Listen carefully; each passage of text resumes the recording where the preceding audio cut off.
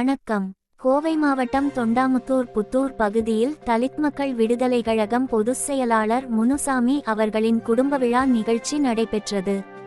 அவரது இல்லத்தில் முனுசாமி பேரனவர்களுக்கு பிறந்த நாளில் கேக் வெட்டி கொண்டாடப்பட்டது.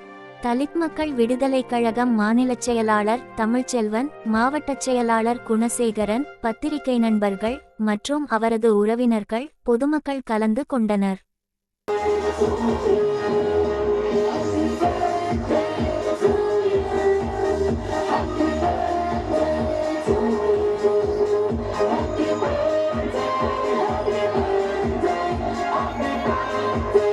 Oh